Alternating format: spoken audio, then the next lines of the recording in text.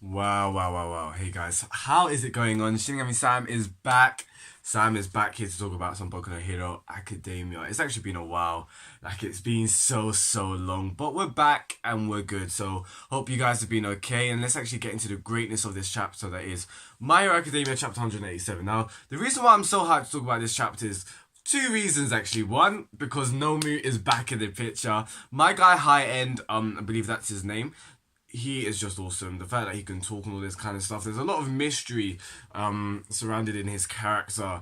Where did he come from? Is this still tied with the League of Villains, or is this something totally different? Is this Wolf One working behind the scenes, or I don't know? Is it Hawks? Because like honestly the gossip around Hawks is a little bit crazy right now. In my opinion, I'm thinking Hawks is a bit shady. He just doesn't seem. He seems like there's more to him than meets the eye, especially from this chapter. He says something in this chapter along the lines of "Don't let me down, number one," or like, let me even get that up because that was a little bit ominous. But yeah, like I really did love this chapter. I'd say one qualm, not necessarily like a thing that I didn't like about it was hard to interpret the action scenes. I had to read it a couple of times because at first I just didn't know what was going on. It got better when I read it from a different scan, but like yeah, at first I was just like, it just seems like Endeavor's getting thrown around the buildings. So it was still pretty cool, not gonna lie. Like, I gotta give Endeavor props. The guy's got stamina. Like, the guy's got endurance to be taking all this damage. But, one second, let me just see what he says. Yeah, so like, okay, here I've got it. So Hawks is like, whoa now, I'm counting on you, number one. And the way that it just like Horikoshi drew him as well, it just seems a little bit shady for me. But yeah, I just gotta say, guys, I'm loving this arc. I'm actually loving that. You know, I've been this person that's been saying it since the start of the series. Well, since, you know, introduction of Endeavor, I'm like, we gotta see this guy's power. We need to see more of him. I know in the anime, in like season 2, I believe it was, yeah, season 2, the Stain arc, we saw a little bit of Endeavor show his stuff, you know. He was like throwing a fire javelin and running up the buildings. That was pretty cool.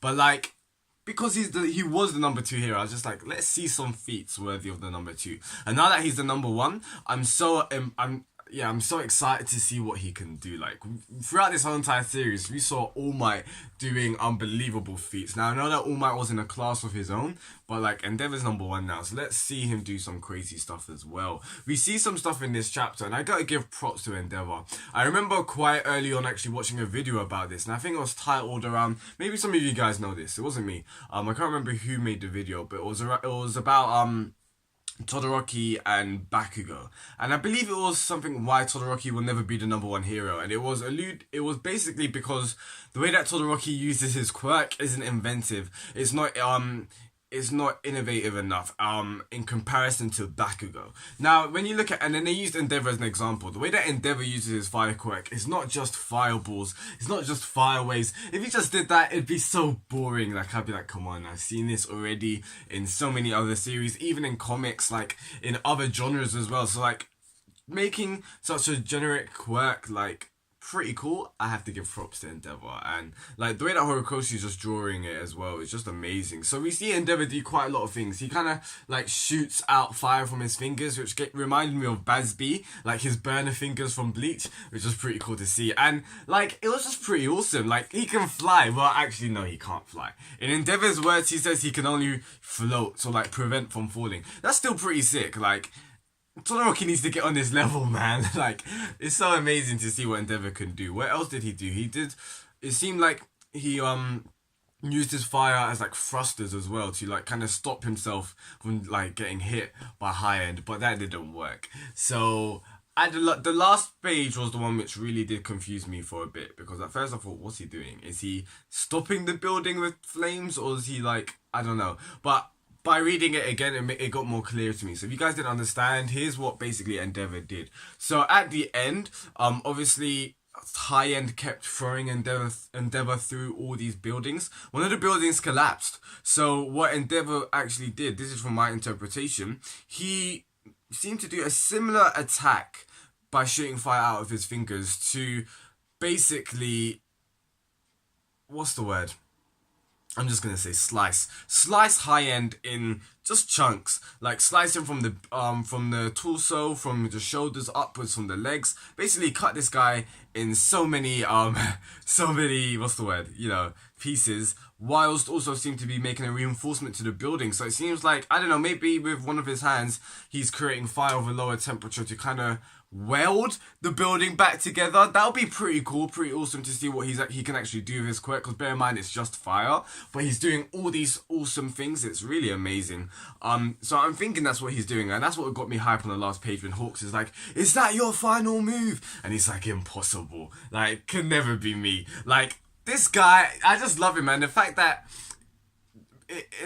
Endeavour's just amazing. The way that I see Endeavour, well, amazing is obviously debatable. Not in his character, but like him as a hero in the sense of he reminds me of All Might to a degree, but doesn't. Like, All Might was number one. He was just like the symbol of peace. And the way that I saw him as the number one hero, it seemed like he wasn't fighting for it. Whereas we see that now that Endeavour has attained it, he still obviously needs to make people believe that he's worthy of this position. So like, this fight is so monumental in his career as number one. It's so monumental in like for us readers as well, because there's still a lot of us that don't believe in his character. We see at the start of this chapter a little bit of like Horikoshi is reminding us of what he actually did, and I really want to get to that right now actually. Basically, so if Endeavour's past is not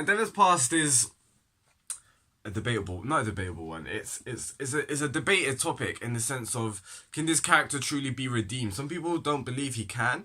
I'm not personally sure. I think he is going to be redeemed. Whether he will be redeemed in our eyes, like as in the readers, or redeemed in the society's eyes within the series, I'm not sure. But regardless of that, I'm not sure which one yet. But he is going to be redeemed. And that's what Horikoshi seems to be foreshadowing. Now, there are a lot of things though, however, like the way that he's treated his kids, the way that he's treated his wife as well is kind of crazy. But they did say something at the start of this chapter which did get me thinking. It was something along the lines of like, he's never been on talk shows, and like, so no one basically knows of Endeavour's past. I don't know if Horikoshi is kind of giving us like a wink saying like it's gonna get outed, or like he's gonna get exposed basically. And this is gonna be really intriguing to see what's gonna happen when the number one hero's past is gonna get shown. And then so like, yeah, it's gonna be, I'm really intrigued to see what Horikoshi is actually doing with this, because one is very grounded in the sense like, Endeavour wouldn't have been as such an interesting character if he didn't have such a coloured past, in my opinion. If he was just like another All Might, it wouldn't be as interesting to read, interesting to be invested in his character. That's my total opinion. But yeah, there's another thing which happens in this chapter as well, and it seems like the wife, Ray, I believe her name is, it seems like she's defending Endeavour, but I wouldn't say defending. I think she's just, this is my opinion. I'm not saying that Ray is totally what's the word, is evil in it. Not evil, like, I don't think she's bad, but I don't think she's totally innocent as well. Like, don't forget, she's the one that poured hot water on Todoroki. Now, yeah, you guys can argue that that's due to factors of what, that's due to, Endeavour's abuse, and it was like kind of pushing her into a point of insanity.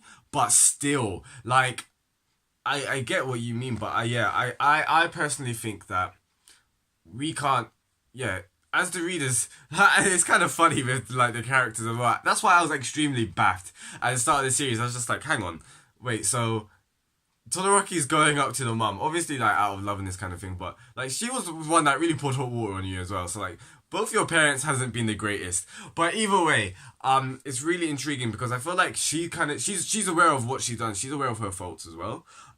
So she's kind of like, okay, not everyone's perfect. So I think the flower, I don't think we should take it out of proportion. I think the flower is basically just an image just kind of reminding them by Endeavour saying like, I haven't forgotten my past. I don't think it's totally like, oh, I want to make things new and let's just brush everything over, water under the bridge. I don't think it's like that, because it even says, we even hear Endeavour saying again, just watch me, kind of thing. So it's like, he's not forgetting everything, he's actually facing it head on, and he's thinking of how can I best,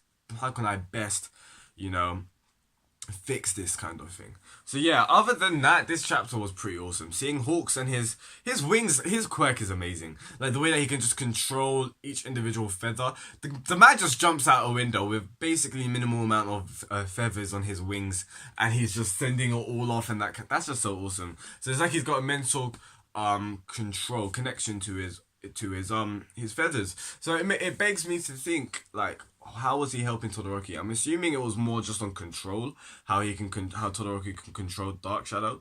But yeah, I'm still on the corner of thinking Hawks is shady. There's more to it than meets the eye, in my opinion. I'm just going to throw a crazy theory out of here. The way that I got the vibes on this chapter, it seemed like Hawks was testing Endeavour. Like, Hawks was saying, oh, so Endeavour, you could do this now? Like, what are you going to do? What are you going to do next? Call me crazy, but what if Hawks is the one that's coordinating this whole thing, orchestrating this whole thing with Nomu, this high-end thing? Who knows? Like, I'm not sure. That's just a crazy theory. It sounds really out there, but we don't really know much about Hawks. So yeah, guys, please tell me your thoughts in the comments below, what you thought about this chapter. Are we going to, I don't know, is Endeavour's past going to get exposed in society? Is Dabi the older brother? Like, you're seeing the gaps between the ages. Natsu is 19. The older sister is 22. Maybe Dabi's like 25, if this makes sense. And obviously, Todoroki's around 14, 15 kind of thing. Or 16. So yeah, guys, please tell me your thoughts in the comments below. If you like anything I say, please drop a like. That will be greatly appreciated. Subscribe for weekly reviews of Boku no Hero Academia. Your man is back. Your boy's back. And let's get into this. So, Shinigami-san, peace out, guys. Goodbye.